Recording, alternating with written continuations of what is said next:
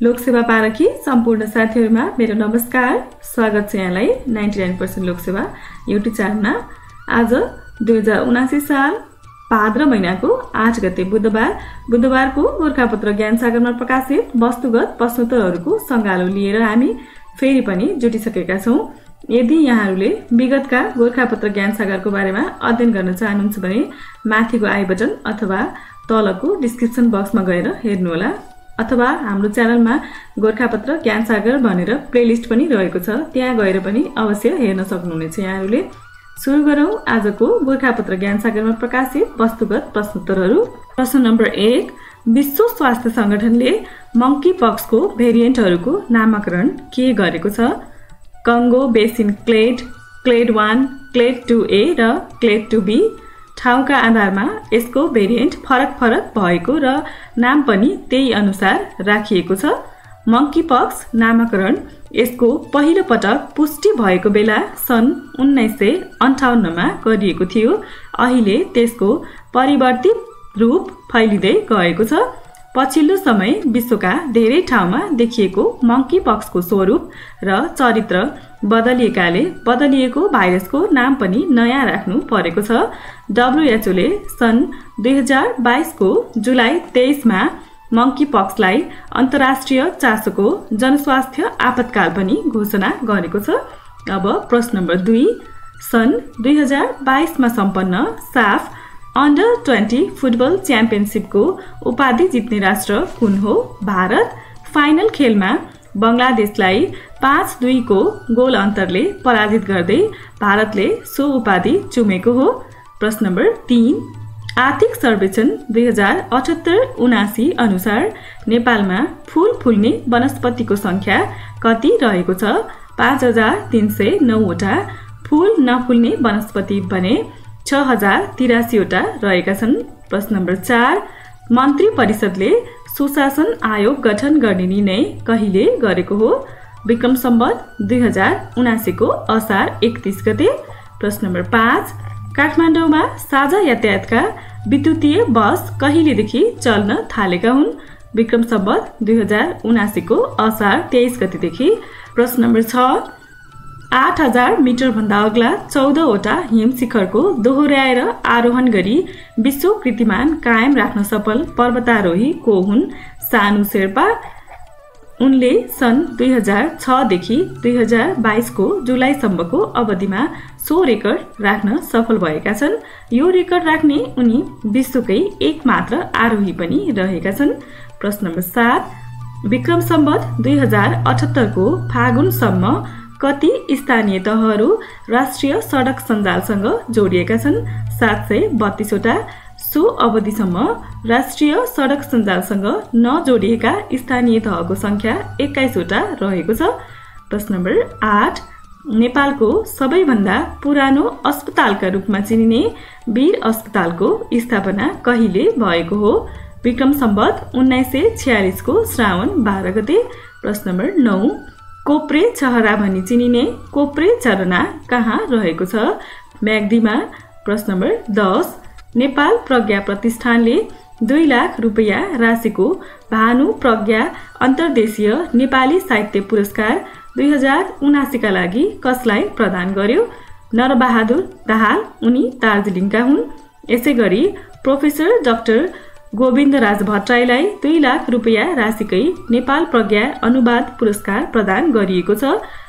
प्रज्ञा प्रतिष्ठानद्वारा प्रत्येक 4 वर्षमा प्रदान गर्ने 4 लाख रुपैयाँ राशिको पृथ्वी प्रज्ञा पुरस्कार 2 वर्ष अघि वाङ्मय शताब्दी पुरुष सत्यमोहन जोशीलाई प्रदान गरिएको थियो। प्रत्येक वर्षमा प्रदान गरिने 3000 अमेरिकी डलर राशिको नेपाल प्रज्ञालङ्कार 2 वर्ष अघि चीनका प्राध्यापक वाङ हङबेईलाई प्रदान गरिसकिएको छ। रु 1 लाख राशिका अन्य प्रज्ञा पुरस्कार 2079 का लागि निम्न बमोजिम प्रदान गरिएको छ।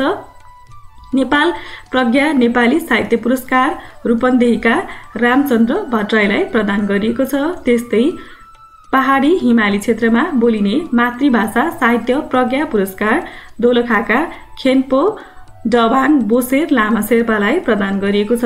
अर्को छ मधेस तराईमा बोलिने मातृभाषा साहित्यका लागि नेपाल प्रज्ञा मातृभाषा साहित्य पुरस्कार कञ्चनपुरका शर्मिला कुमारी चौधरीलाई प्रदान गरिएको छ। त्यस्तै नेपाल प्रज्ञा संस्कृति पुरस्कार भोजपुरका प्रोफेसर डाक्टर प्रेम कुमार खत्रीलाई प्रदान गरिएको छ। नेपाल प्रज्ञा दर्शनशास्त्र पुरस्कार काठमाडौँका प्रोफेसर विद्यानाथ उपाध्यायलाई प्रदान गरिएको छ भने नेपाल प्रज्ञा सामाजिक शास्त्र पुरस्कार काठमाडौँकै डाक्टर नयनाथ पौडेललाई प्रदान गरिएको छ। प्रश्न नम्बर 11 मा जाउँ। नदी प्रणालीका आधारमा नेपाललाई कति भागमा विभाजन गरिएको छ? 3 भागमा। प्रश्न नम्बर 13 महान्यायाधिवक्ताको नियुक्ति कसरी गरिन्छ?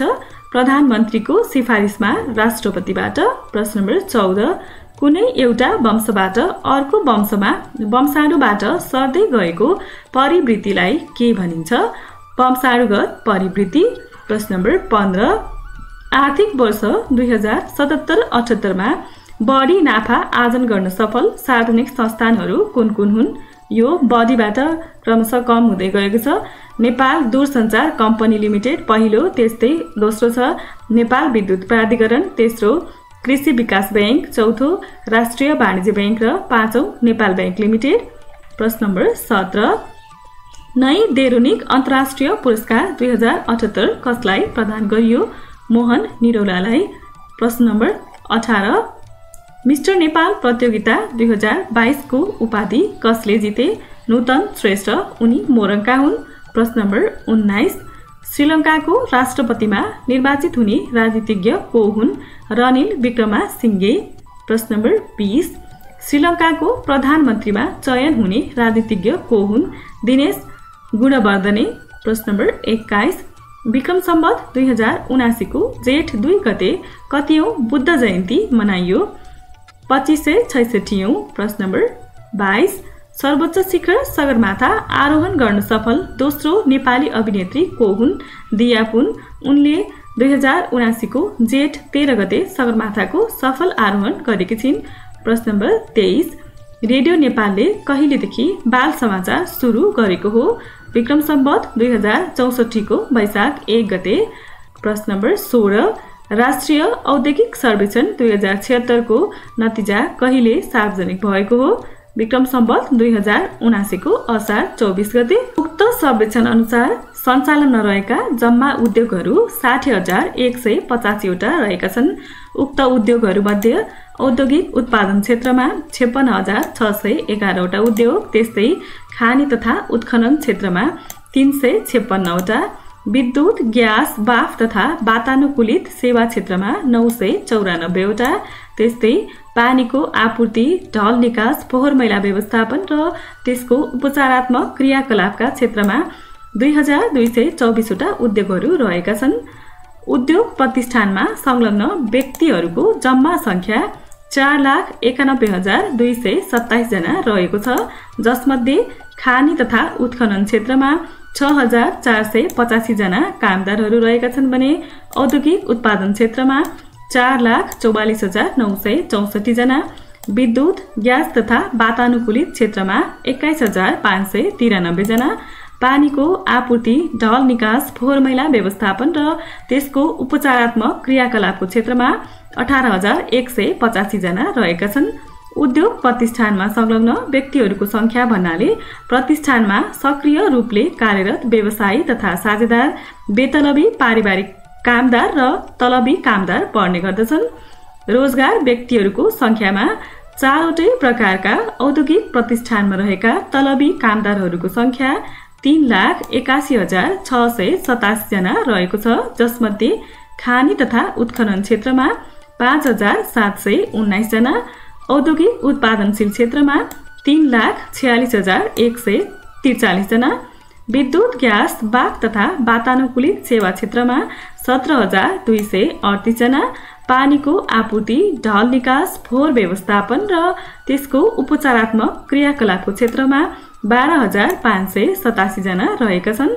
उद्योगको उत्पादन क्षमतामा पूर्ण क्षमतामा चल्ने उद्योगहरू 39.9% रहेका छन्। 18.7% उद्योग प्रतिष्ठानले उत्पादन क्षमताको 75 देखि 79% क्षमता उपयोग गरेको छ।